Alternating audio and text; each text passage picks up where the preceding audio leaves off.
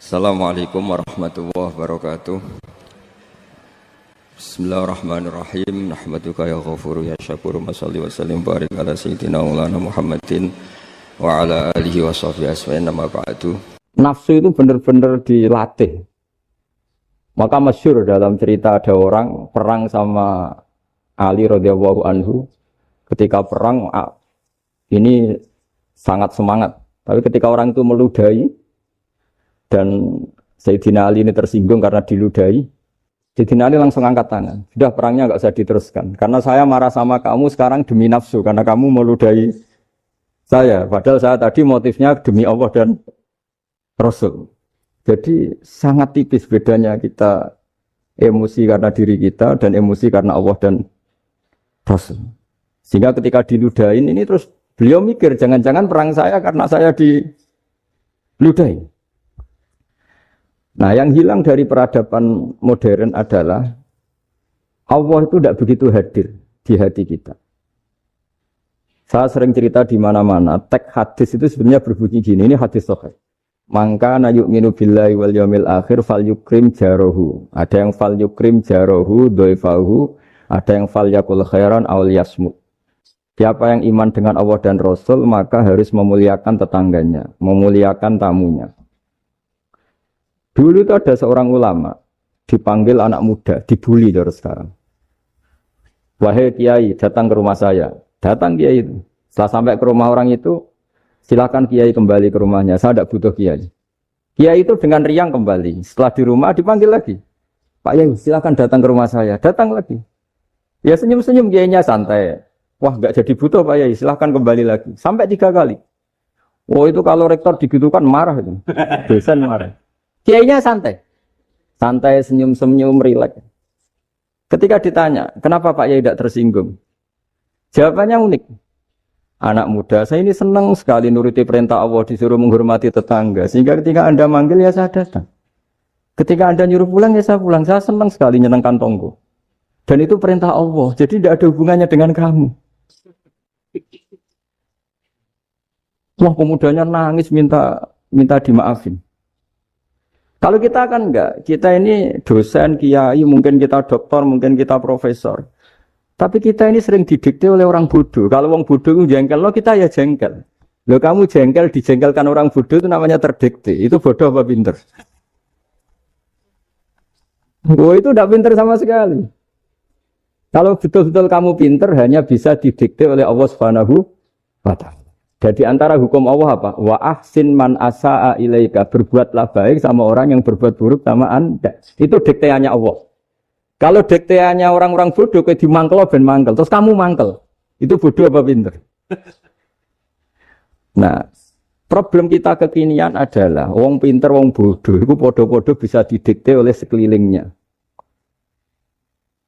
Terus karuan wataknya perempuan seperti itu. Wataknya anak-anak seperti itu. Kita didikte. Anak-anak jengkelin kita mangkel. Berarti kita didikte oleh orang bodoh. Makanya agama itu unik. Kadang ngendikan wa ahsin man asa'a ilaika. Kadang wasil man qata'aka. Sambunglah orang yang memutus kamu.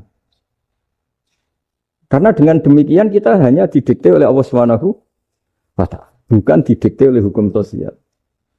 Cara Jawane nak ngapiki tangga sing apik akeh tunggale.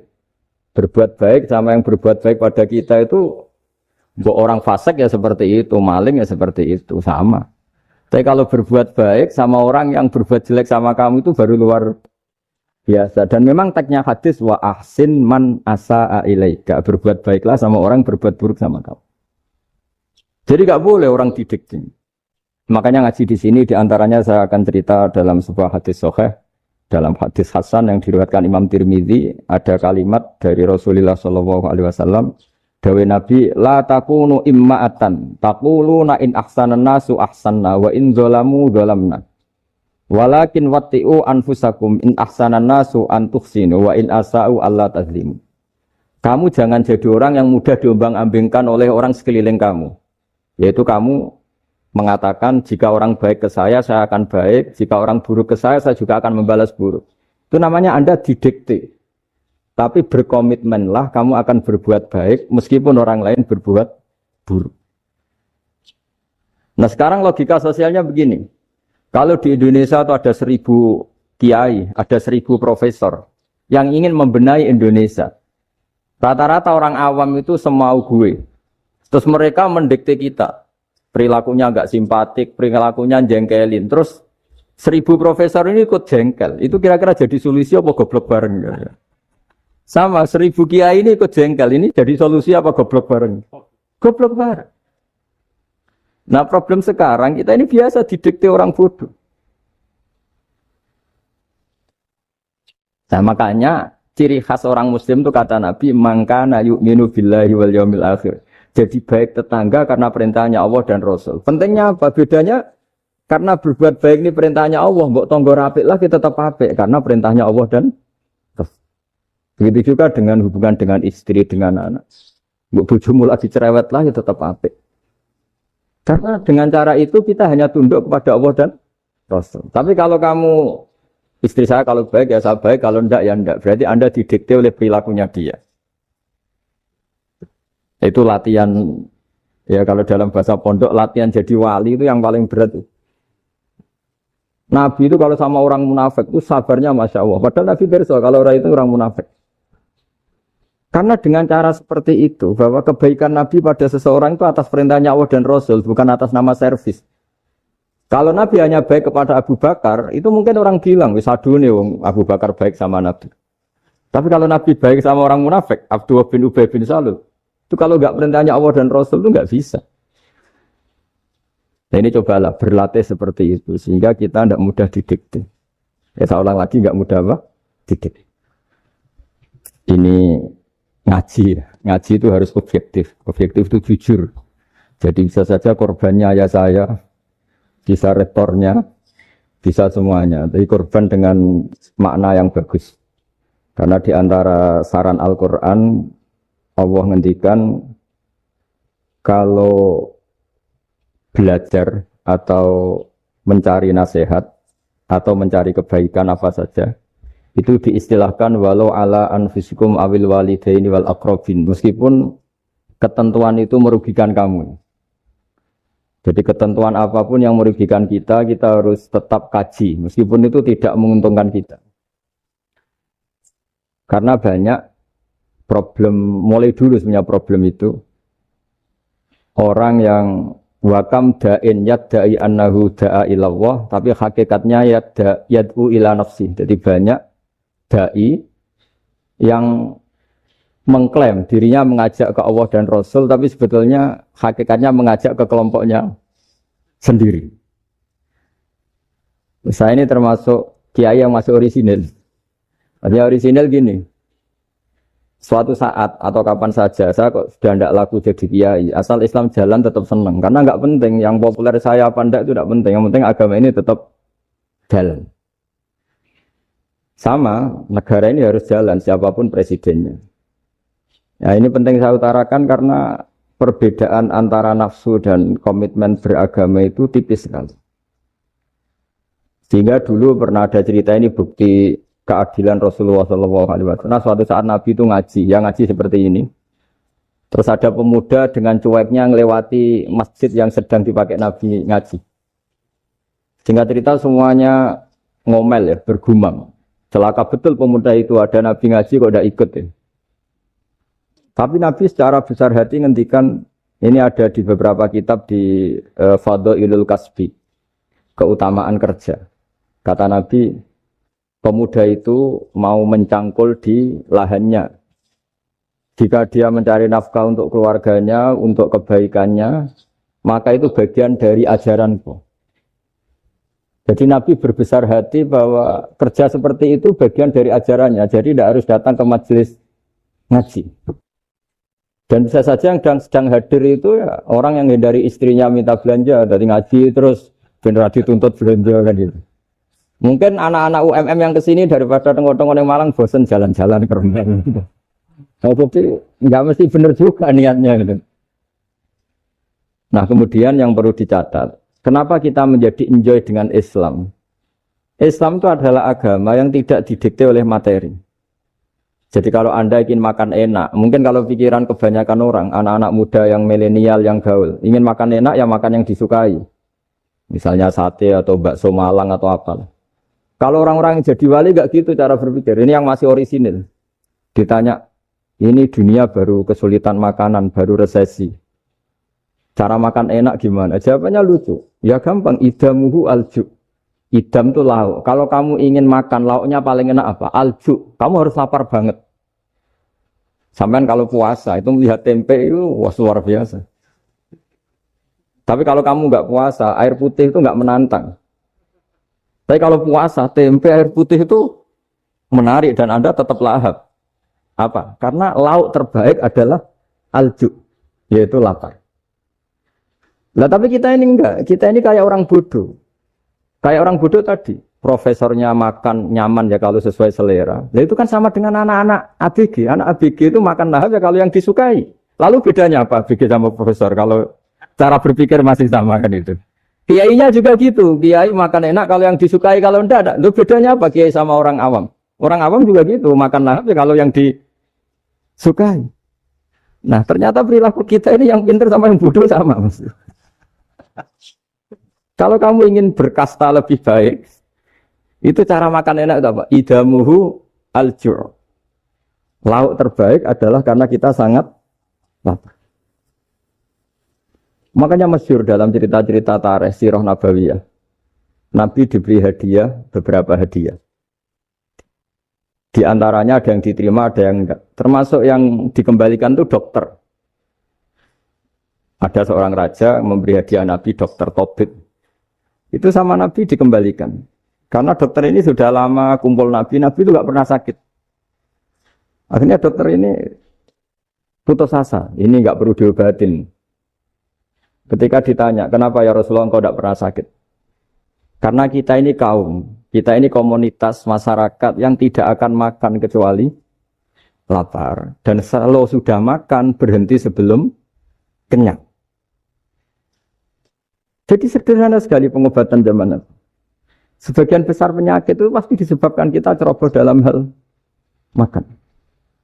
Sudah ngerti kalau durian masalah, kalau makan durian enggak kehitung gitu, apalagi kalau gratisan itu tambah banyak. Pola tidur juga gitu, kata Nabi, dan kita tidak tidur kalau tidak sangat ngantuk. Nah, itu namanya orang-orang soleh yang sudah ada didikte materi. Kalau yang didikte materi kan bisa tidur nyenyak kalau kasurnya enak, AC gini-gini. Sebenarnya enggak, tidur enak itu ya kalau sangat ngantuk.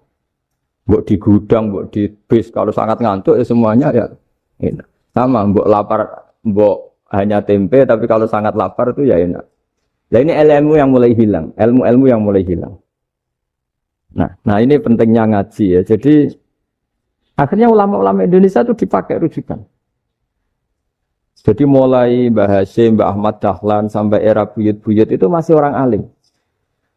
Lama-lama yang di Indonesia ini orang-orang yang bodoh. Sehingga orang Jawa kalau ke sana dibully, ya Jawa tak kulul khaya. Orang Jawa itu penggaweannya itu makan ular. Karena belut itu kalau di kamus itu persis ular. Dulu itu kan kamus tidak full color. Gara-gara gak full color, gambar belut sama ular itu sama. Belut itu belut sama ular kalau gak full color gambarnya sama apa enggak? Sama. Terus orang Jawa itu kan masih banyak yang makan bajing tupai. Bajing kalau digambar tidak full color sama dengan tikus. Gambar yang tidak warna. Hitam putih. Sehingga kita ini dibully pemakan tikus dan pemakan ular. Karena belut itu persis ular kalau digambar yang tidak full color. Sampai datang Syekhona Khalil, datang ulama. Ngarang kitab ya judulnya Al-Belut. Karena enggak terima bangsanya dinyek makan apa? Ular. Karang. Wal belut hayawanun bakhriyun terus ya isu fi kadza wa kadza. Itu beda dengan al hayyah. Itu diterangkan. Mulai bisa nerima. Terus sistem hotel juga gitu. Sampeyan tanyakan dalam sejarah dulu orang Sedayu ada namanya Syekh Mukhtar. Syekh Mukhtar bukan bikin rumah besar yang siapapun orang Indonesia haji itu nempat di sana. Nah ini yang menginspirasi akhirnya ada hotel. Dulu Syekh Mukhtar hanya menyediakan untuk hujat-hujat Indonesia. Lama-lama jadi hotel. cara ibadah juga gitu. Kita ini kan, saya ini punya bapak kiai, mbah kiai, punya guru yang sangat alim, ya, seorang kiai Memun. Itu dulu kita pengkaji ilmu, itu tidak pernah tahu bedanya NU dan Muhammadiyah. Karena dulu Mbah Darwis itu, Kiai Dahlan itu, dulu ngajinya bersama Mbah Hasim ketika di Indonesia yang ngaji Mbah Soleh Darat. Mbah Soleh Darat itu dulu ngajinya sama buyut saya ke-6, namanya Mbah Soleh Asnawi di Kudus. Mbah Soleh Darat itu dulu alim-alimnya orang Jawa ya Mbah Soleh Darat, Soleh bin Umar. Tempatnya di Semarang, tapi beliau itu sebenarnya orang Jepara yang dekat Kudus. Setelah di Mekah, Mbah Hasyim ini mondoknya, mulazimnya ke Syekh Mahfud Termas. Tapi sesekali ke Syekh Khotib Minangkabau. Nah yang Mbah Ahmad Dahlan lebih sering ke Syekh Khotib Minangkabau, sesekali ke Mbah Mahfud.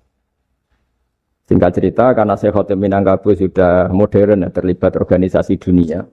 Pas itu beliau pengagum Muhammad Abduh, pengagum Rasid Ridho. Sehingga bawaannya Mbah Dahlan itu lebih pergerakan, karena beliau lebih mengidolakan Syekh Khotib. Nah, Syekh Khotib sendiri sebenarnya orang Minangkabau. Jadi beliau namanya Muhammad saja sebetulnya. Jadi menantunya orang Arab. Oh itu dicibir mertuanya ini karena punya mantu orang Jawa, orang ndak Arab. Singkat cerita terus di mertuanya bilang gini, kamu jangan pernah bilang kalau orang Arab itu mansa kanal Arab, orang yang bertempat di Arab. Walakin mantakallama bi arabiyyin fasihin, tapi orang bisa ngomong Arab secara fasih. Singkat cerita, kalau kamu tidak percaya, nanti suatu saat menantu saya kalau Jumatan, tidak usah kamu kasih tahu, langsung suruh jadi khotib. Tidak usah kamu kasih tahu, sarannya tidak usah kamu kasih tahu. Kalau sekarang kan enggak. Kalau dosen mau jadi khotib kan mengumpulkan materi dulu. Lucunya di antara materinya itu dari TV. Makanya jadi ribet kan khutbah sekarang.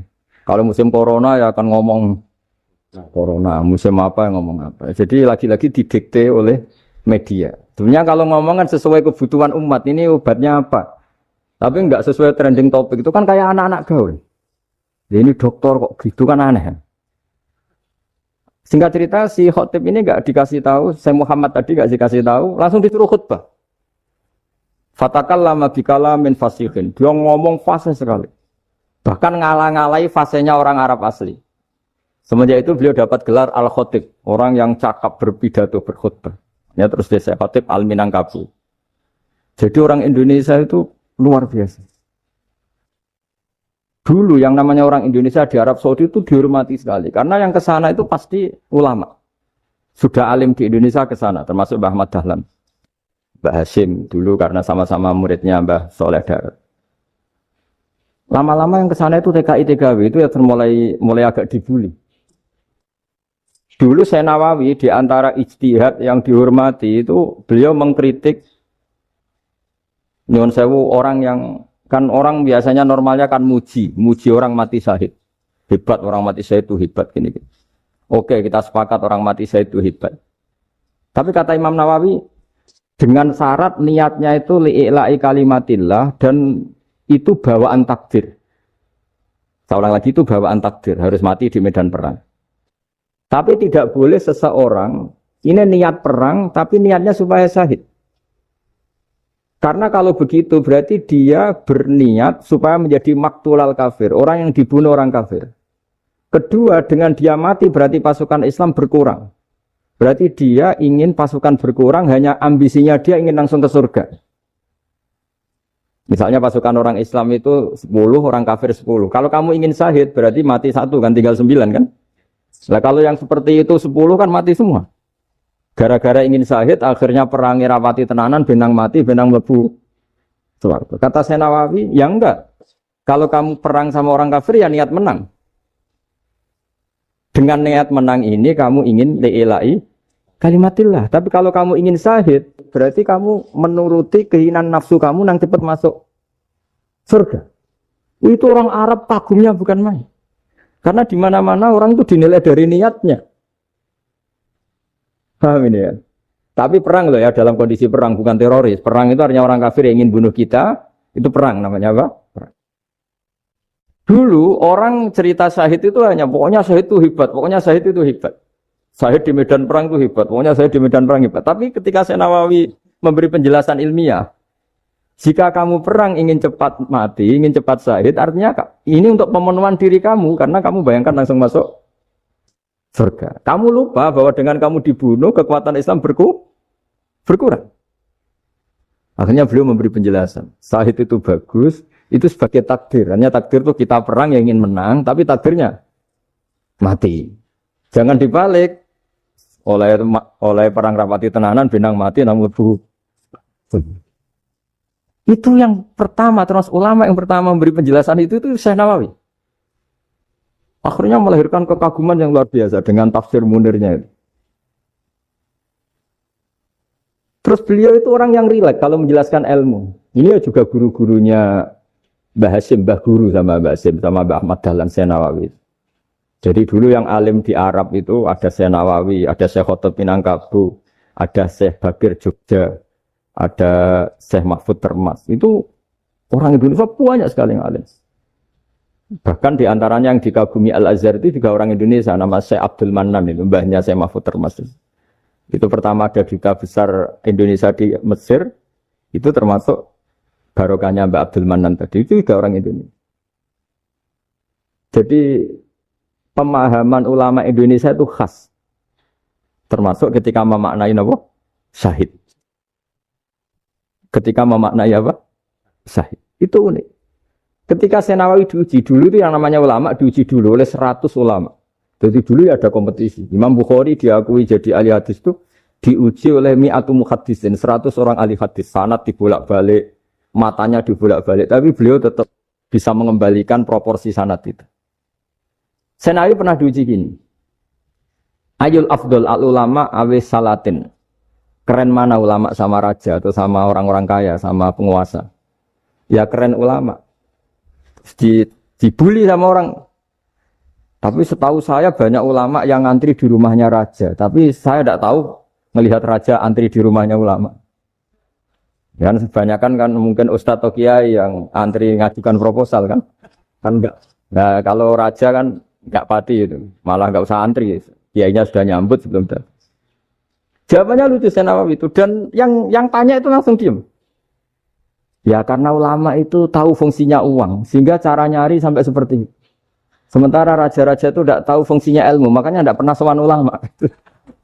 Sehingga, jadi ya dianggap enteng saja. Ulama kan tahu fungsinya uang, tahu untuk pondok, tahu masjid. Sementara raja tidak tahu fungsinya ilmu. Jadi itu khas Jawa ya, khas Jawa, khas Indonesia. Apa-apa yang menurut orang banyak dengan tanda kutip itu buruk atau baik, itu orang Jawa menafsirkan tuh gampang saja. Sehingga semenjak itu Jawa itu dipandang betul. Saya punya kitab namanya Qadhayal Haji wal Umrah. Itu terbitan Hayatul Ulya Arab Saudi, milik Wahabi. Itu diantara fatwa yang dipakai untuk solusi muskilatul haji, problem-problem haji kekinian. Itu fatwanya syekh-syekh yang dari Indonesia. Termasuk Syekh Khotib Minangkabau, Syekh Nawawi Banten, Syekh Bakir Nur Jogja. Misalnya begini, dalam fatwa-fatwa yang menyulitkan kita ya, sampai sekarang jadi perdebatan. Ketika Safa dan Marwah itu dengan batas tertentu, saya ulang lagi dengan batas tertentu.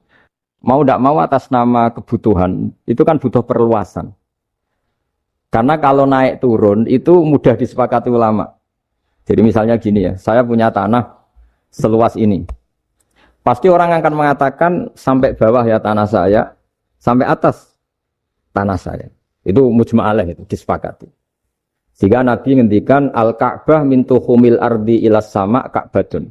Ka'bah sampai ujung bumi, sampai ke aras semuanya Ka'bah. Sehingga tidak ada perdebatan ulama ketika Masjid Haram ditingkat, kemudian yang di atas sholat. Tetap dia menghadap Ka'bah. Tidak harus diluk melihat di bawah, enggak. Karena Ka'bah sampai langit. Sama, tanah Anda kamu tingkat sampai 10, enggak ada tetangga protes. Karena bawah sampai atas tanah Anda. Tapi kalau diperluas, tanah Anda kamu luaskan setengah meter saja atau 3 cm saja, iso geger mbek tonggo. Karena di mana-mana batas itu ya tadi. Kalau atas bawah miliknya, kalau samping enggak. Pertanyaannya, perluasan Mina itu ke samping. Perluasannya Matof yang Mas'a itu juga ke samping. Geger kan ulama dunia. Bagaimana hukumnya Mina jadid? Mina yang diperbarui atau Mina yang diperluas. Itu diantara rujukan baik yang membolehkan maupun yang menentang. Itu ya Syekh Indonesia. Itu original tuh. Saya punya kitab original terbitan Hayatul Ulya. Kira-kira ya kemenaknya Arab Saudi kalau di Indonesia itu. Itu yang dirujuk Dawei Syekh Nawawi, Dawei Syekh Khotib Minangkabau. Karena apa? Ada logika khas Jawa. Misalnya begini. Meskipun saya tidak perlu fatwa Mina jadid sah apa enggak, memang jadi perkhilafan ulama. Misalnya kampung ini dinamai Mina. Pertanyaannya gini. Tanah yang di samping ini bisa milik Anda apa enggak? Ya bisa Gus kalau dibeli atau dihibahkan. Berarti tanah di samping Anda menjadi milik Anda karena ada proses pengambil alian lewat beli maupun hibah. Nah masalahnya ini negara itu berhak menganeksasi atau memasukkan ini sebagai Mina. Itu ulama Jawa kalau ditanya, alasannya apa? Fa'innal muttasila bisek hukmu dzalika syek. Karena yang gantet, yang mutasil itu bisa dihukumi seperti sesuatu itu. Jadi kalau ini Mina, ya yang gantet Mina ini ya bisa dikatakan Mina. Beda dengan membuat Mina, Malang Mina, wah itu tidak bisa, tidak mutasil kan. Itu enteng sekali ulama Jawa. Satu ya tentu karena kebutuhan, tapi asal masih al-muttasilu bihi, yang masih tanah yang masih mutasil. Nah ketika perluasan mas'ah antara sofa dan marwah kan misalnya ini batas luasnya sofa, ini batas luasnya marwah.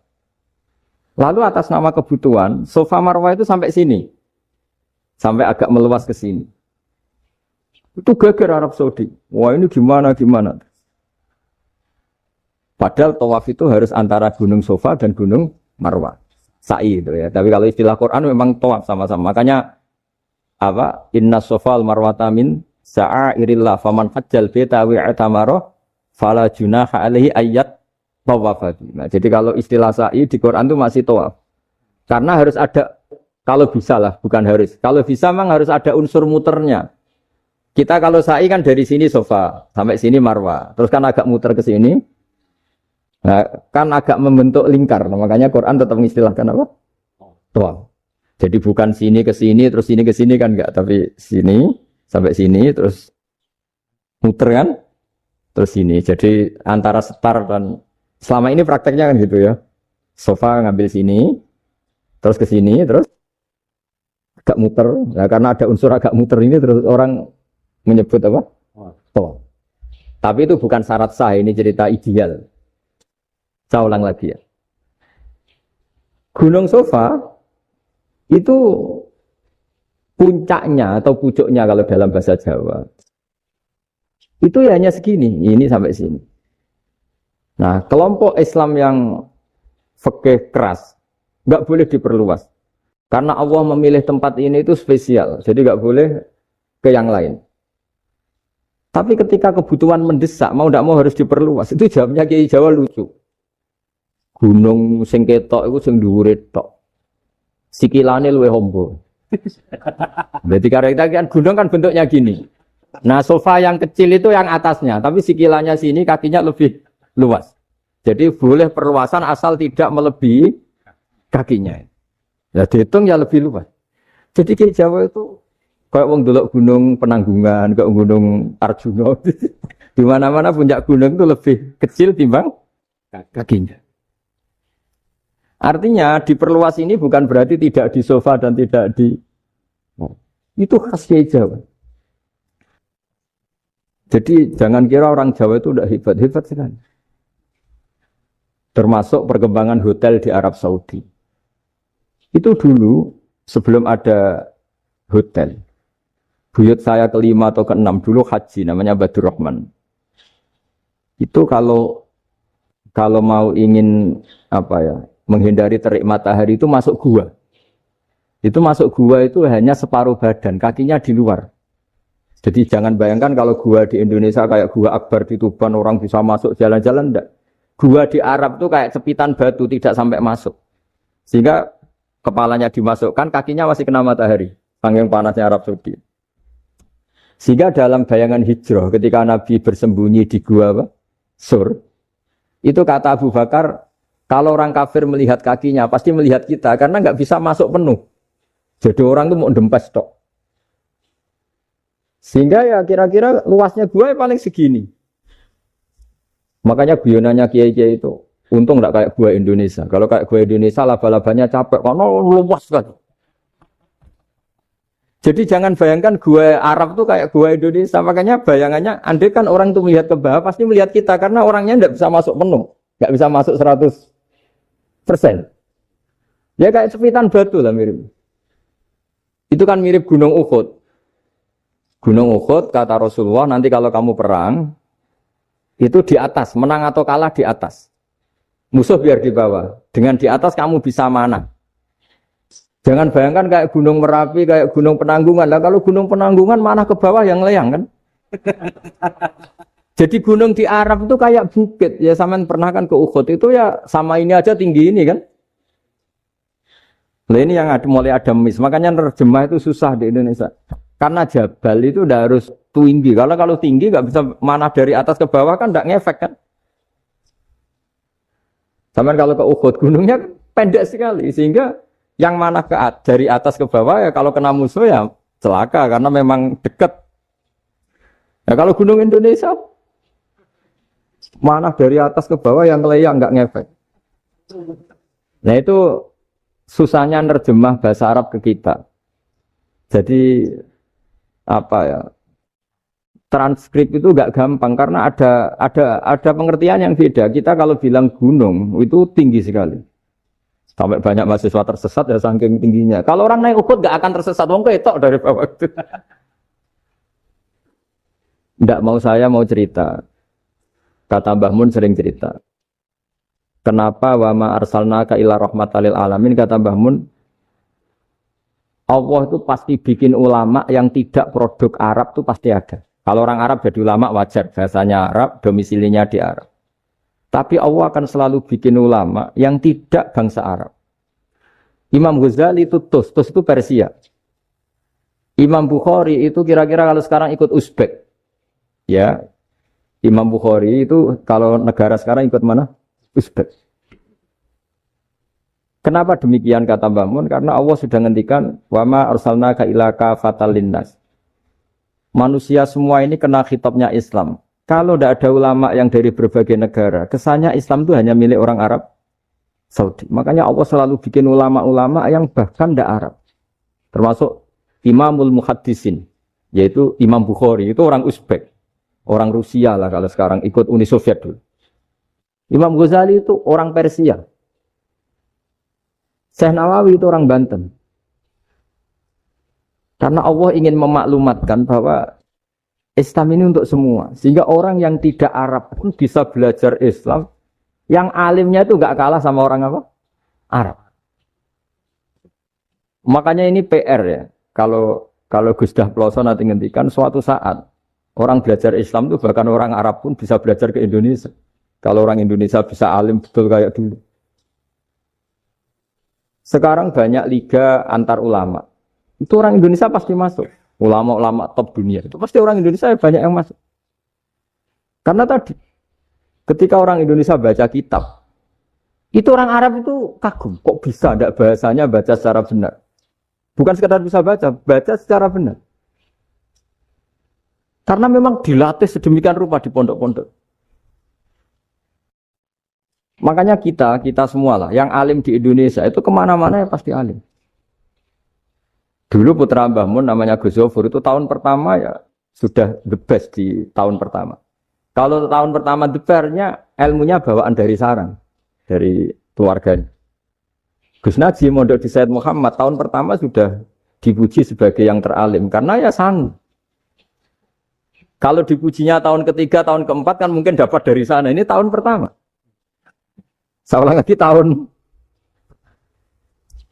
Karena pengajaran di Indonesia itu luar biasa di pondok-pondok. Makanya kalau dalam anekdot pondok itu cerita-cerita lucu itu. Ada orang Jakarta ngaji, setelah di kelas itu pelengahan terus melihat jendela, lihat pintu terus lama-lama gurunya marah. Kamu diajarin kok ndak punya sopan, melihat pintu terus gak memperhatikan guru.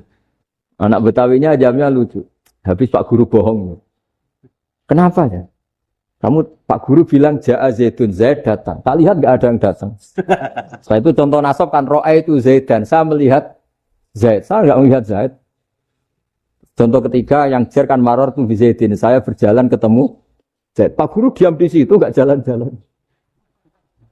Jadi saking detailnya Indonesia dia cari. Kalau rofa Ja'a Zaidun. Kalau nasab ro'a itu Zaidan. Kalau jar maror tu Zaidin. Nah si murid Betawi ini karena pertama sekolah, ngiranya gurunya itu cerita, Zaid datang.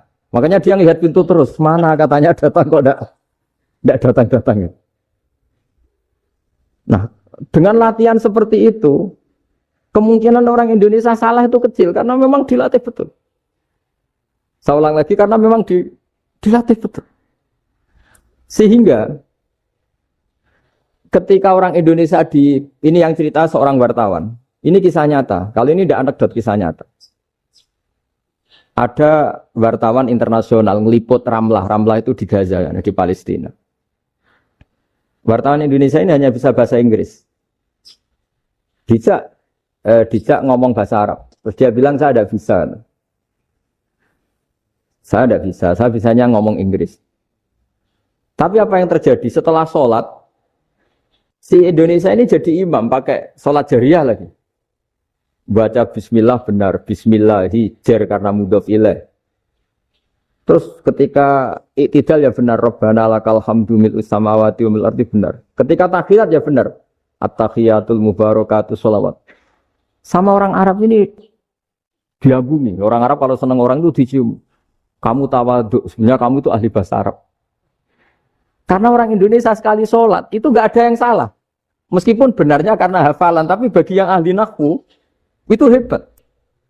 Misalnya kita kalau ngapalkan kan bismillahi, bismi jar karena ba, Allahi jar karena mudhof ilaih, ar-rahmani jar karena sifat, ar-rahimi karena sifat.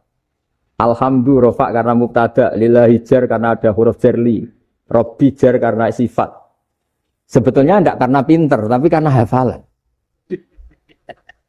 Tapi orang Indonesia hebatnya itu benar terus. Rabbana lakal hamdu. Ya kan, alhamdu rofa, terus mil'us samawati ya rofa karena sifat. Sehingga terus orang Indonesia kalau sholat di Timur Tengah itu dipuji. Karena makhrajnya ya benar, rofa nasabnya juga benar. Nah itu di negara lain tidak ada yang kayak Indonesia. Orang Cina itu sering bikin marah orang-orang Arab. Karena kalau dongo itu nggak fasih kayak orang Indonesia. Orang Indonesia kalau dongo ya Allahumma tohir qalbi. Orang Cina ini yang jadi guyon di Arab. Allahumma tahir qalbi. Itu kan bedanya aja. Itu orang Arab pertama membiarin. Lama-lama kalbun entak gitu. Maksudnya asu-asumu gitu. Karena dia bilangnya qaf itu kaf. Jadi kalau Allahumma do Allah tohir, kalau aturi nyucekno panjenengan kalbi ing asu ingsun kan. Tapi kalau qalbi itu ati ingsun, tapi kalau kalbi anjing ingsun. Bedanya qaf sama kaf. Ada Arabnya kalbun entak. Asu-asumu maksudnya kan. Tapi padahal orang Cina itu bareng dilihat teksnya ya pakai qaf.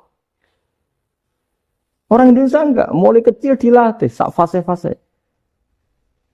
Sampai yo sulit betul latihan Fatihah itu. Kalau di Kudus malah sampai 3 bulan Fatihah itu. Sampai at-tahiyyatu, kurang bersih. At-tahiyyatu sampai gitu. Sampai ada cerita itu orang dipanggil maftuhin itu enggak melengak, harus maftuhin. Baru melengak. Tapi barokahnya itu, orang Indonesia kalau dongo memang benar-benar Allahumma tohir qalbi. Ya Allah sucikan hati kami, bukan tahir qalbi. Karena sekali jadi kaf itu maknanya anjing saya. Ya Allah sucikan anjing. Jadi ini orang Indonesia. Jadi kata Mbah Mun, dawe Mbah Mun, illa kafatal linnas, bahwa agama ini milik semuanya. Itu diantara bukti Allah menghendaki atau mendesain Islam seperti ini, orang yang belajar di Indonesia itu pengetahuannya Islam, pengetahuannya tentang Islam itu tidak kalah sama yang belajar di Al-Azhar, sama yang belajar di Arab Saudi. Makanya ini PR-nya UMM, PR-nya IAIN, PR-nya UIN. Bisa enggak sealim mereka dalam bahasa Arab? Menang bahasa Arabnya mau man anta, ana zaidun.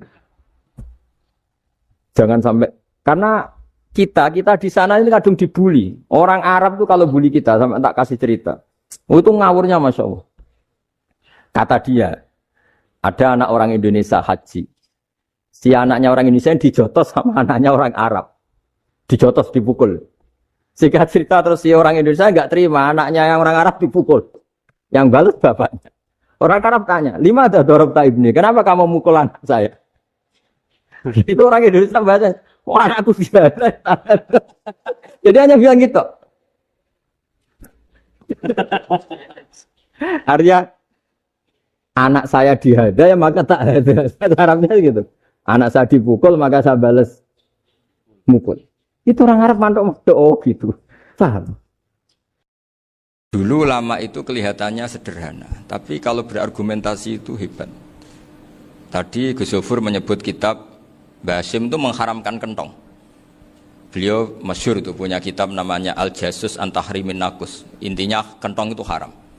Secara dalil ini meyakinkan sekali karena ketika Rasulullah rembukan sama sahabat, kita dengan apa memaklumatkan orang kalau waktu sholat masuk? Ada sahabat yang usul pakai kentong, dzakalin nasoro itu Nasrani. Ya pakai buk itu semacam trompet besar, dzakalil Yahud. Kemudian ada yang usul kalau gitu api ya Rasulullah, dzakalil Majus. Sehingga dari hadis itu Mbah Hasyim berpikir kentong itu haram. Tapi Mbah Fakih Mas Kumambang itu mengkritik Mbah Hasyim dengan ngarang kitab Hazur Ru'us an Tahrimin Nakus. Jadi beliau ngomentari kitab itu sambil geleng-geleng kepala. Kitab kok keliru nganti ngono itu. Jadi cara pikirannya siapa Ki Fakih. Kentong di Indonesia itu kanggo wedhus dicolong gitu. Pos kampling gitu. Kalau ada banjiran ya kentong, ada maling ya kentong. Jadi enggak ada persamaan sama sekali dengan kentong yang milik orang apa? Nasrani. Sehingga di pondok saya itu ada kentong tapi jelek sekali. Karena itu satu-satunya cara supaya beda dengan kentong yang di gereja. Kalau elek kan mirip kentong di pos kampling. Itu ya agak-agak ilmiah sedikit. Dulu ceritanya Gus Zofur itu saya teruskan. Itu singkat cerita, itu kalau yang di kejadian di Termas itu Mbah Dimyati sudah nyuruh semua kentong disembunyikan karena mau ada Mbah Hasyim. Cerita itu mukarror di Kiai Fakih sama di Kiai Dimyati Termas. Setelah kentong dikumpulkan semua, Mbah Hasyim datang, seneng, ngiranya Syekh Dimyati ini sependapat dengan beliau, yaitu sama-sama enggak ada kentong. Tapi setelah itu ada santri yang matur, Mbah Dim pun beres kentong pun kula delikno sedanten. Itu di depan Mbah Hasyim. Jadi GR-nya Mbah Hasyim bahwa Mbah Dim itu sependapat akhirnya hilang. Ternyata ini akal-akalan toh gitu. Karena santrinya matur, Mbah Dim pun beres sedanten kentong beduk sudah disingkirkan. Itu di depan Mbah Hasyim. Saking lugunya santri, nah saking ikhlasnya agak ngerti mahalus syahid ini adalah Mbah Hasyim. Saya mau meneruskan cerita Gus Zofur. Dulu, ini cerita dulu. Dulu Mbah Mun ngaji di Lirboyo, tapi Kiai Makhrus ngaji sama Kiai Khalil Harun.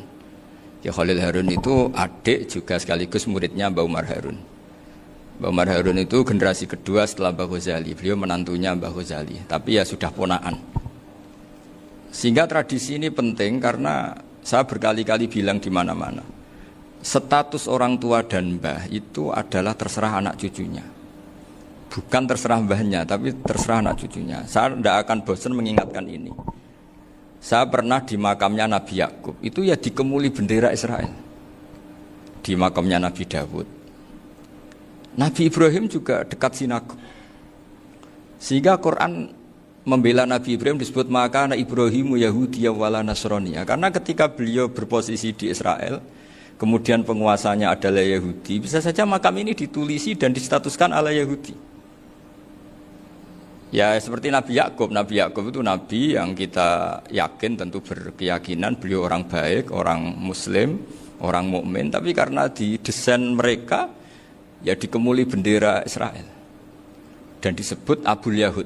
Karena kita tahu nama lain dari anaknya Nabi Yakub adalah Yahuda bin Yakub bin Ishak bin Ibrahim. Sehingga perasaannya orang Yahudi menjadi Yahudi itu yang ngikuti mbah-mbahnya. Nah khawatir saya ketika buyut-buyut kita kaya, buyut saya itu orang kaya dulu, namanya Badur Rahman. Itu kaya sekali, tanahnya banyak. Dulu cerita Mbah Hashim ya kaya sekali, Mbah Maksum juga kaya, Mbah Abdul Aziz juga kaya. Karena dulu itu inginnya kiai itu yo ketok sugih lah, gak ngel-ngelo santri. Tapi nanti kalau cucu-cucunya sudah tidak alim, itu tidak dianggap punya tanah itu karena untuk fasilitas santri. Aku tak kedonyan, mbah-mbahku ya kedonyan. Buktinya tanah yombo. Gitu. Karena dia akan menafsiri sesuai cara berpikir. Makanya sanad keilmuan yang diceritakan Gus Zofir itu harus diulang-ulang.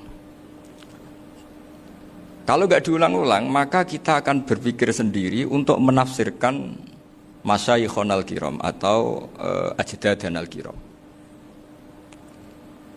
Nah, ini yang bahaya, yang sering Quran mengingatkan. Jadi ada status yang disematkan oleh anak cucu kayak orang Yahuda tadi, Yahuda bin Yakub bin Ishak bin Ibrahim, itu menstatuskan mbah-mbahnya yang bernama Ibrahim itu Yahudi.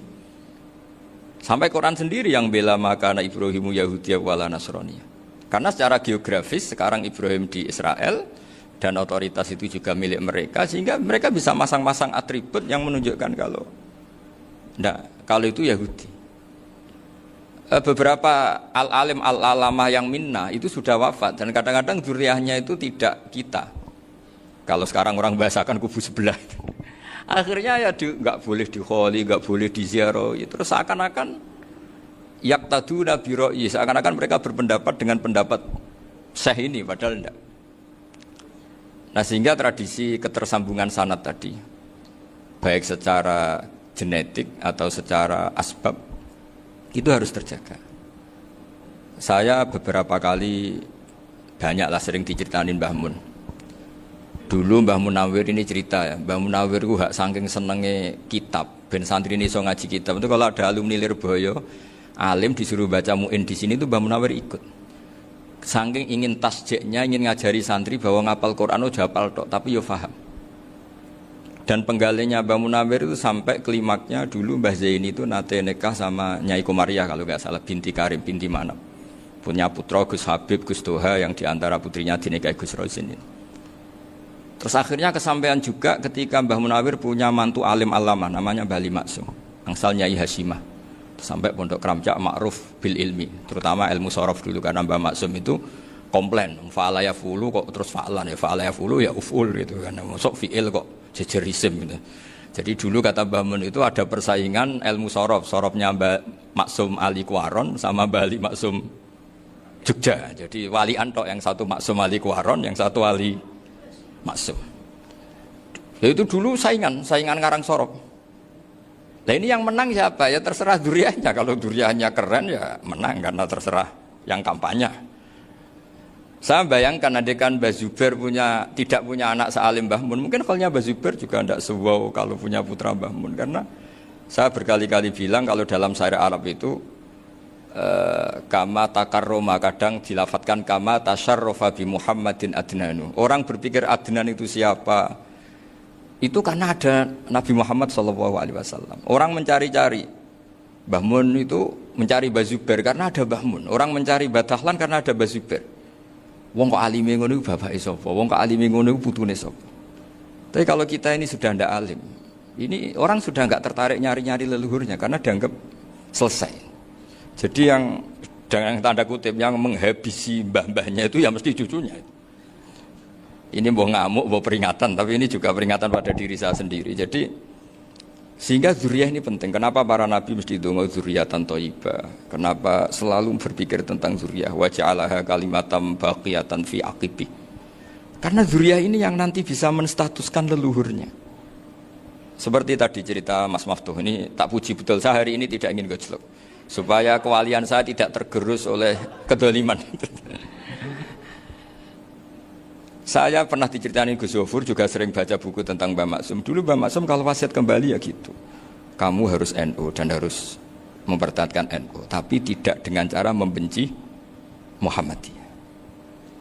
Dulu Mbah Mun juga sering cerita, dulu Mbah Hashim itu ngaji Syekh Mahfud.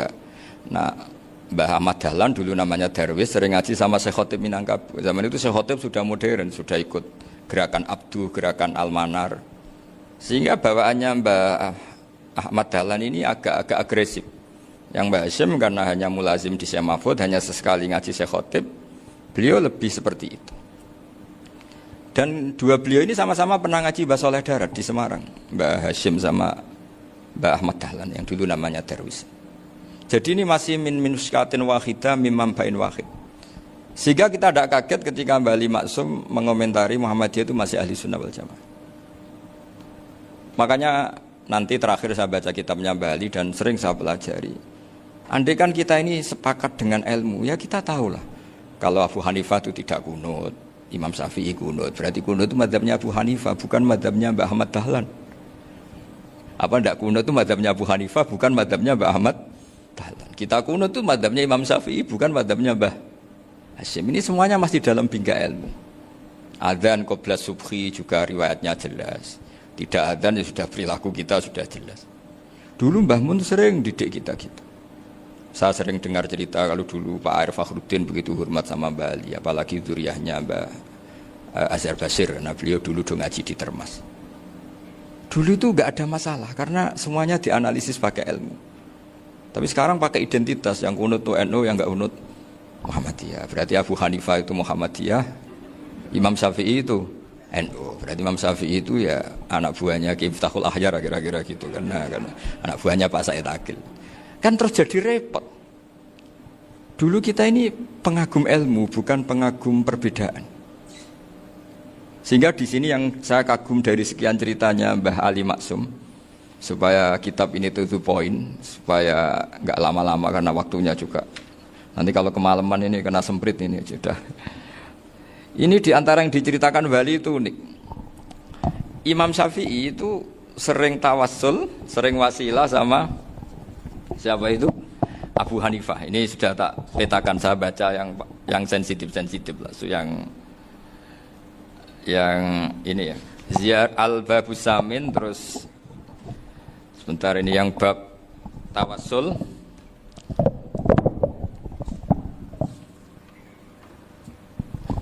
Ini di sini halaman 90, mungkin santri-santri kerap ya bisa ngecek lagi di kitab Hujjatul Ahli Sunnah. Ketika cerita tawassul, di antara yang diceritakan Mbah Ali Maksum adalah perilaku ya, bukan sekedar statement tapi apa? Perilaku. Perilakunya Imam Syafi'i atau ahwalnya kalau bahasa halusnya, yang selalu ke makamnya Abu Hanifah untuk tawassul. Padahal Imam Syafi'i itu orang yang secara ilmu sering kritik Abu Hanifah. Jadi ini saya baca ini di halaman 100, jadi tawassul mulai halaman 9 berapa ini sampai halaman ini yang qala sami'tu Syafi'iyya yaqul inni la atabarraku bi Abi Hanifah wa aji'u ila qabri fi kulli yaumin zairan fa idza uridat li hajatun shallaitu rak'atain, halaman 100, waji'tu wa sa'altu wa ta'ala al hajat indahu fama taqudu anni hatta tuqda. Kanal Imam Syafi'i ayyama huwa bi Baghdad yatawassalu bil Imam Abi Hanifah yaji'u ila dorihi fayusallimu alaihi wa yatawassalu ila Allah bihi fi qada'i hajati. Terus wa yatawassalu Imam Ahmad bi Imamina Syafi'i. Jadi di antara yang diceritakan Mbah Ali Maksum itu betapa Imam Syafi'i yang terkenal sering mengkritik Abu Hanifah dalam tatanan fikih karena beliau tidak percaya ada istihsan. Abu Hanifah berpendapat adanya istihsan, dan kita tahu lah ikhtilafu Syafi'i wa Abu Hanifah itu besar sekali. Tapi beliau itu tahu Abu Hanifah itu orang yang sangat soleh. Abu Hanifah itu kalau ketemu sama orang yang utang beliau itu yang lari bukan yang utang Abu Hanifah, karena takut orangnya itu izin. Jadi kalau ketemu yang utang di jalan itu yang sembunyi itu Abu Hanifah. Kenapa engkau sembunyi? Ada yang utang saya lewat, nanti orangnya malu. Jadi setingkat Robi'ah Adawiyah itu beliau di rumah ada maling itu sembunyi. Ditanya kenapa engkau sembunyi? Malu, gak ada yang dimaling. Malu sama malingnya karena serumah itu gak ada barang yang layak dicolong gitu. Itu Robi'ah dia sembunyi. Itu yang bisa niru itu Abu Hanifah. Jadi wali-wali besar ini ternyata saling menghormati dan saling tawassul. Nah, saya berharap tawassul ini bukan sekedar perilaku sosial, tapi memang ada sanatnya. Sehingga terus diceritakan Bali di sini dulu istaqa Umar bil Abbas.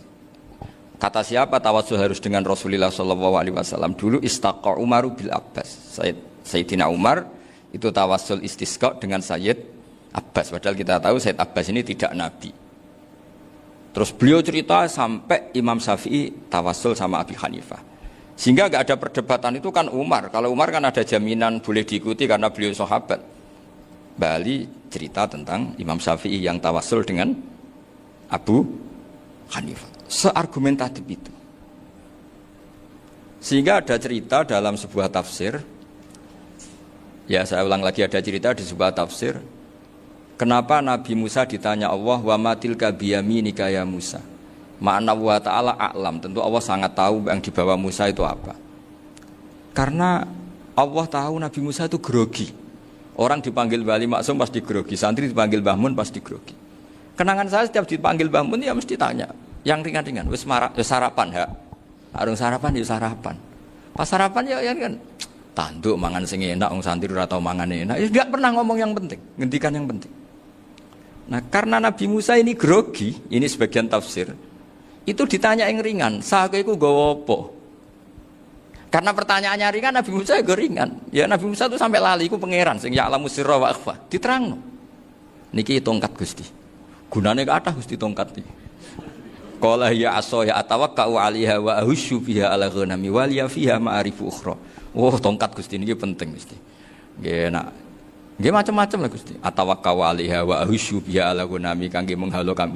Masih terang terakhir dan yang lain-lain Gusti. Wal ya fiha ma'arifu ukhra. Sehingga akhirnya rileks. Karena Nabi Musa terus ngerti. Ternyata ketemu pangeran itu gak seserem yang saya bayangkan gitu. Pertanyaannya ringan. Itu ada ilmunya. Tapi cerita ini yang versi tafsir ini tidak yang seperti di Manaqibul Ghazali. Di beberapa kitab tentang Manaqibul Ghazali diceritakan di alam roh Nabi Muhammad SAW itu yubahi bi ummati, saking yubahinya sampai ngendikan ulama ummati ke anbiya'i Bani Israel. Ulama umatku itu pinternya atau statusnya itu mirip-mirip lah. Kaf itu ya mirip-mirip kayak ulamanya nabinya Bani Israel. Akhirnya Nabi Musa itu tersinggung sekali. Bagaimana mungkin ulama disamakan dengan apa? Nabi. Sehebat-hebatnya ulama itu kan tidak akan yabluhu darajatan nubuwah atau yartaqi ila darajatin nubuwah. Itu akhirnya ya kalau kamu nggak percaya panggil. Yang dipanggil Imam Ghazali. Ya Nabi Muhammad juga nggak mau kalah gitu. Kalau manggil ulama RT ya kalah keok. Gitu. Akhirnya Imam Ghazali datang. Ditanya sama Musa, Mas Muka, nama kamu siapa? Ana Muhammad bin Muhammad Al-Ghazali At-Tusi Asy-Syafi'i.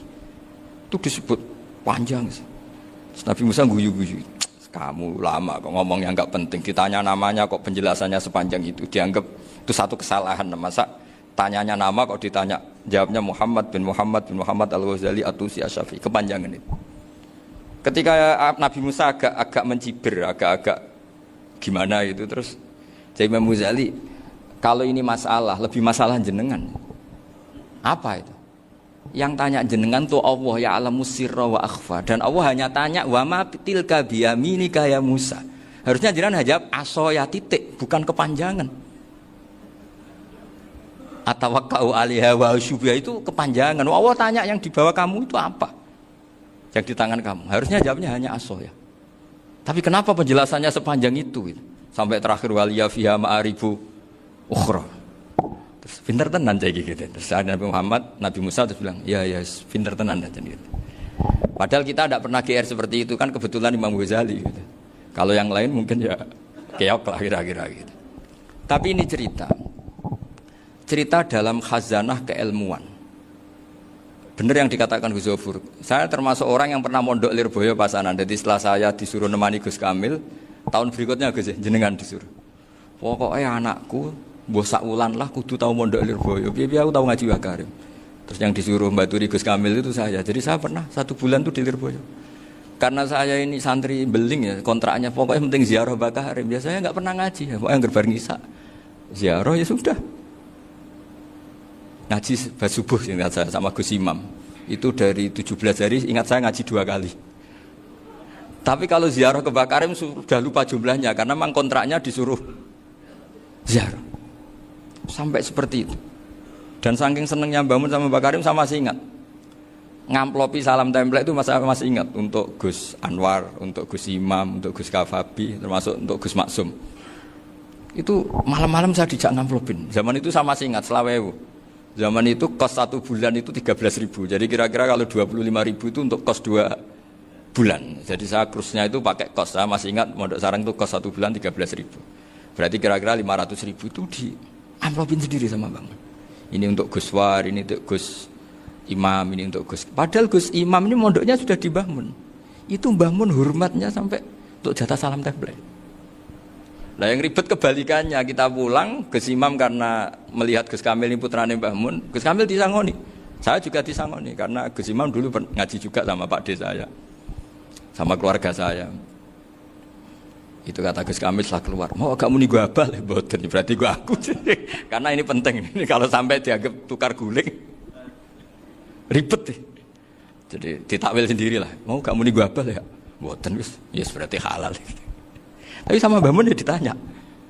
Ditanyanya bukan apa karena untuk meneruskan tradisi bahwa kalau kiai ketemu itu ya saling memberi hadiah, saling itu sudah faqaddimu baina yadayna najwakum apa? Shadaqah.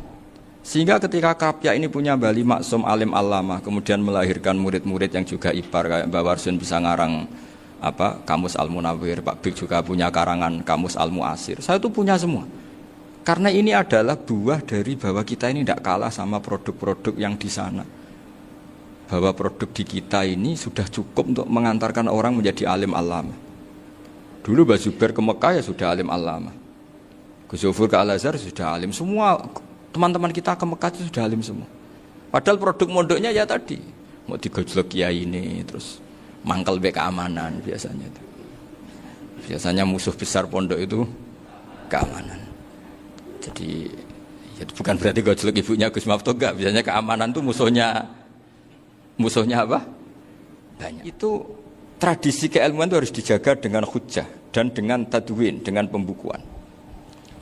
Saya punya sekian cerita ya, misalnya dulu kita mungkin iskal itu janggal. Kenapa sih orang Islam tukaran sama orang Islam itu? Sehingga di antara doa Nabi yang enggak dikabulkan Allah, enggak boleh dikabulkan sama Allah nggak boleh, bukan berarti nggak mustajab. Redaksinya famana aniha, memang nggak boleh. Redaksinya bukan falam yastajib lahu, tapi famana aniha. Di Al-Marrah As-Salisa ini Nabi dilarang, yaitu melarang umat Islam itu jangan sampai tukaran sama umat Islam sendiri. Itu kata Allah, ya nggak bisa kata Allah kalau itu tidak saya kabulkan. Itu dulu guru-guru kita nyontohkan sederhana. Kira-kira kalau saya tukaran wek Gus Zofuru, Mbah Mun luwih ikhlas dibanding ditukari wong liya. Nak no kakak ditabuk adik, wong tua lewat ikhlas timbang ditabuk tonggo. Barokahnya membaca kita lebih mentoleransi. Kalau ada Mbah Hashim dikritik Mbah Fakih Mas Kumambang, kita ikhlas itu. Tidak dikritik guru PAUD, itu kan. Atau dikritik orang-orang yang nggak bisa ngaji. Artinya ternyata keliru kita bilang kiai kok tukaran. Justru bagus kiai tukaran timbang kiai dikritik guru PAUD atau dikritik orang-orang yang nggak bisa baca kitab. Akhirnya barokahnya baca kita menjadi tahu. Dulu Mbah Mun sering cerita, ini masih cerita silsilah ya. Jadi Mbah Ali Maksum tadi kita tahu di antara guru besarnya Mbah Ali Maksum tentu Mbah Mahfud Termas. Beliau adalah adik dari Kiai Mahfud Termas. Mbah Dimyati ini adik Kiai Mahfud Termas. Itu punya saudara namanya Abdul Razak, juga punya saudara namanya Dahlan. Itu yang membawa Thariqah Syadziliyah di Solo Raya, yang sekarang alhamdulillah diteruskan Gus Wafi. Dulu di antara pesannya Mbah Mun ke saya, hak Wafi kandani kon ziarah ning Mbah Dimyati. Mergo Thariqah Syadziliyah dulu itu yang bawa keluarganya Mbah Dimyati. Jadi semuanya ini masih dzurriyyatan ba'duha min ba'd. Nah, pesan saya karena tadi Mbah Munawwir yang termasuk orang pertama yang bawa Quran, bawa qiraah sabah. Kenapa saya bilang termasuk? Karena kalau bilang paling pertama ini nanti butuh data. Dan itu agak kerepotan lah. Tapi yang jelas mimman istahara lah. Mimman istahara yang membawa sab'ah ke sini itu adalah Mbah Munawwir. Terus beliau ngajarkan diantaranya ke Mbak Arwani pakai kitab Satibi, pakai kitab Nazmus Satibi. Terus Nazmus Satibi itu diteruskan oleh Mbak Arwani, ditulis. Yang nulis dulu Mbak Dola Salam. Bapak saya itu murid Mbak Dola. Dulu Mbak Dola sebelum ke Mbak Arwani ngaji sama Ki Said di Sampang. Bapak saya sebelum ngaji di Mbak Dola sudah hafal Quran lewat buyut saya sendiri namanya Ki Zubaidi. Yang Ki Zubaidi akhirnya jadi menantunya Mbak Ahmad Su'eb. Jadi buyut saya kandung ini namanya Sofia, itu angsal keluarga Lasem, yang adiknya Sofia ini punya adik Badiah yang jadi ibunya Ki Sahal. Terus Ki Sahal punya Mbak Yu namanya Muzayanah, punya di Garwo Ki Mansur punya anak Gus Koyum. Jadi dulu ibu saya, ibunya Gus Sofur, ibunya Pak Maftu itu semuanya di Lasem. Karena saya dari keluarga Gen ya Lasem, dari keluarga sanad guru ya Lasem. Tapi Lasem Bahdowi itu dulu ngajinya di Mbah Umar Harun di Sarang. Mbah Umar Harun ini menangi Sayyid Ahmad Zaini Dahlan. Sayyid Zaini Ahmad Zaini Dahlan ini punya cucu keempat yang hidup di Sedan, terus makamnya di Lasem, namanya Habib Haidar, itu yang nulis biografinya Mbah Maksum. Mbah Maksum bukan Bali, biografinya Mbah Maksum. Itu ditulis oleh Habib Haidar, namanya Haidar bin Hasan bin Sodaqoh bin Ahmad Zaini Dahlan. Nah, Habib Haidar ini menantunya Sayyid Hamzah Sato. Hamzah Sato itu Hamzah bin Abdullah bin Umar, itu kakaknya Sayyid Abi Bakar Sato, Sohibul I'anah. Nah, Sayyid Umar ini yang dulu ngajari mbahnya Mbah Mun namanya Ahmad bin Su'eb. Nah, di antara ajarannya adalah baca kitab-kitab kecil yang bisa dihafal. Dibawalah ke sarang jadi metode muhafadzah. Tapi kemudian lama-lama oleh pondok itu jadi syarat kenaikan kelas. Dulu gak ada muhafadzah untuk kenaikan kelas ya, supaya orang alim itu harus hafal. Lama-lama dipakai syarat untuk muhafadzah. Jadi semua ini sanad harus kita ingat supaya kita bisa menjaga tradisi. Termasuk tradisi ini kiai seneng jagungan, terus ngomong ra penting gitu. Itu juga sanad. Setahu saya Mbah Mun itu kalau ketemu bapak ya guyon terus. Saya punya kenangan tuh yang dulu agak iskal tuh begini.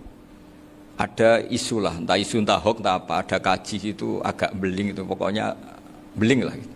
Seneng siapa itu, rondo lah apa. Pokoknya beling gitu. Ketika Mbah Mun dilaporin tamu kalau kaji itu beling sama rondo itu. Mbah Mun tanyanya lucu. Lho ayu no cum. Wahyu banget Mbah. Wahyu. Itu bapak juga bakas ayu nih. Dulu saya sekali ini kiai kok bakas wong ayu, bakas bodine barang lah kira-kira gitu. Tapi setelah saya tambah alim, tambah ngerti itu, kata bapak gini, ya apik bakas ayu hak, timbang iyakno malah qadzaf. Ternyata seni. Sekali Mbah Mun atau bapak bilang, kaji kok zina, kaji, maka larinya ke qadzaf.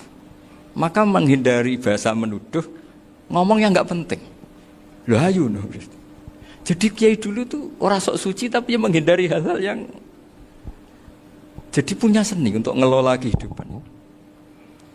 Orang bermalam-malam jagungan sama teman asik itu kan perlawanan terhadap nafsu kita, syahwat kita untuk mungkin nikmati dugem di bar atau di tempat-tempat maksiat. Itu setan di Indonesia tuh kakuati sama Ki Jawa. Orang supaya tidak tertarik maksiat itu Ki Jawa cukup ketemu kancane masak terong guyon, gejol-gejolokan zaman mondok, suwengi lulus sangka maksiat. Bar wis tutup.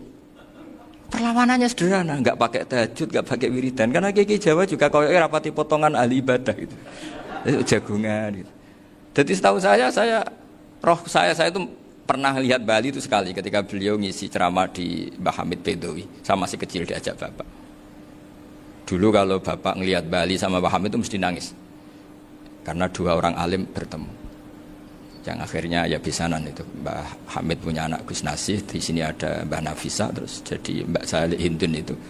Jadi dulu itu ya guyon terus ketika ketemu. Itu yang sering bodoni Mbah Hamid itu ya Ki Bisri. Ki Bisri itu kalau datang ke Ki Hamid Pasuruan, nak wali tenan aku teko ditatakno mangan. Jadi ukurannya ya. Ternyata sampai sana dikei mangan tenan. Masih belum mengakui, kowe nak wali tenan, aku iki kiai rung di mobil, dongakno aku di mobil. Sudah kalah satu seri itu masih gak terima. Lalu itu Mbah Hamid akhirnya berdoa, ayo monggo, mugi-mugi Ki Bisri gak ada mobil. Itu setelah didoain masih tanya, mereknya apa merek? Jadi itu Mbah Hamid jawab, ya paling Holden itu. Nah, paling Holden. Itu nyari mobil itu ya adalah dapatnya Holden. Suatu saat Mbah Bisri diundang Mbah Hamid gak dikasih bisaro. Karena utangnya sudah banyak Mbah Hamid. Mbah Bisri ini utang doa tadi. Itu ya gak dikasih bisaro. Ya gak mau kesang apa-apa kelambimu kayak aku. didol sama muhibbinya Mbah Hamid. Itu harganya melebihi jatah bisaroh. Ketemu Mbah Hamid. Kang, susu Kang, mergo. Jadi dulu itu rileks, makanya ini yang diceritakan Gus Zofur. Sebetulnya kalau kiai-kiai itu bersanad itu ya rileks, hidupnya itu rileks. Karena rileks ini perlawanan terhadap kemungkaran. Saya dulu musyawarah sering sama Gus Zofur usul fikih. Itu jelas di antara yang ditulis Lubil Usul itu. Ya kita tahu tadi misalnya sanad usul fikih, Mbah Ber itu sangat al-usuli Kiai Zubair Dahlan, abahnya Mbah Mun. Punya murid di antaranya Kiai Sahal. Kiai Sahal punya karangan Thariqatul Husul fi Syarhi Lubil Usul. Itu Thariqatul Husul itu beliau ngendikan dalam mukaddimah bahwa saya bisa mensarah ini berdasar ngaji maknani sama Mbah Zubair. Terus beliau mengutip sarah itu dari kitab Nailul Ma'mul. Beliau ngendikan binus khotin khotiyah ghairi matbu'ah. Dan itu ditemukan di Kiai Mansur di Lasem. Karena Kiai Mansur iparnya Mbah Sahal. Mansur bin Khalil itu diantara katibnya Syekh Mahfud. Jadi semuanya ini sambung. Mbah Ber saking ahli usul fikihnya, kalau ngajar usul fikih itu kalau guyon takriran saya ini lebih memahamkan ketimbang sarah. Ya sudah, terus Mbah Zubair Kiai Fakih, terus Syekh Mahfud. Di sini Syekh Mahfud termasuk orang yang dekat Mbah Munawir sampai putrane Mbah Mahfud namanya Gus Muhammad dibawa Mbah Munawir, kemudian mondok di Termas diantaranya, terus dinikah jadi menantunya kalau nggak salah Haji Taslim di Betengan, kemudian sekarang juriahnya Mbah Mahfud di Betengan. Ini nggak boleh hilang secara seperti itu. Diantara di usul fikih diterangkan ketika diantara 5 hukum itu ada yang bernama mubah. Mubah itu boleh dilakukan, boleh ditinggalkan, dan kalau dilakukan ya tidak berpahala, tidak disiksa. Itu ada ulama yang protes. Protes nggak bisa seperti itu. Ithma min mubahin ila wa tahaqqaqu bihi tarku haramimma. Fa'il zamu minas sukun tarkul qatli wa minas sukut tarkul qadaf. Tidak bisa, mubah itu tidak ada. Kalau kiai jagungan semalaman, itu Allah ngitungnya itu hada taroka dugem, wahada taroka delok dangdut, wahada taroka kada wakada. Oh, itu luar biasa. Dan kita ngikuti yang seperti itu saja. Gak usah tahajud, gak usah witir telulas, kaya ora kuat timbang gremeng. Sewengi jagungan, setan ngenteni kita tergoda maksiat, ternyata maksiatnya sampai tutup, kiainya masih apa? Jagungan. Jadi jagungan saja ada ilmunya bahwa itu perlawanan terhadap tarkul ma'asi. Sehingga bagaimana Anda katakan mubah ini mubah, toh gunanya adalah tarkul haram. Meskipun efek mubah juga bisa tarkul wajib, wae bojo blonjo turu. Karena wae ngrumat ibuke turu. Itu halal wajib. Jadi mubah itu resikonya ya bisa tarkul wajib, bisa tarkul. Sehingga kalau sanad ini terjaga secara baik, secara kultur, saya sering juga saguan sama Gus Zofur, itu mesti tak niati gitu. Jagungan wong alim itu ibadah, dan menikmati ibadah adalah dakbul auliya wa dakbul ulama. Kata Imam Ghazali, pada akhirnya waqud buhadatin al-istilzat bil mubahat. Kata Imam Ghazali, pada akhirnya qutbu hadatin, madaru hadatin, pokok dari agama ini adalah melawan kemaksiatan dengan kita menikmati al-istidzat bimubah. Kita menikmati sesuatu yang dibolehkan Allah Subhanahu wa taala. Dan seperti ini itu bisa qasmu dhuhri syaitan, bisa menghancurkan punggungnya setan. Karena kalau melawan setan dengan ibadah ini kadang kita capek selain isra potongan. Tapi nak kangkang ning komplek H gitu jagungan mbek kancane, ngenang melarate, mbok ngenang ra sekolah, ra munggah kenangan. Sing ra munggah diarani istiqomah. Itu kan diarani tulus zaman, kok sing munggah dianggap kesusu. Saya ini punya pondok Quran, kalau ada yang hafal 3 tahun mesti digojlek kancane. Gak apik kesusu itu. Kesusu itu mesti tidak barokah karena tergesa-gesa apa? Hatam. Sehingga yang enggak hatam-hatam itu kayak partai mayoritas. Ini yang partai tulis zaman katanya. Ahlus sabri katanya. Akhirnya di pondok gara-gara itu mau guyon, tapi enggak ada stigma sih yang enggak naik. Di Pondok Sarang itu saya punya temen itu banyak yang sekelas dengan saya, sekelas sama Gus Kamil, akhirnya sekelas dengan Gus Zofur. Padahal saya ini kakak kelas. Saya temannya, Gus Kamil temannya Gus Zofur. Ini anak ini nggak pernah naik, itu nggak dinyek, nggak dicibir di pondok. Karena guyonan tadi, guyonan bahwa ini bagian dari bentuk apa? Istiqomah.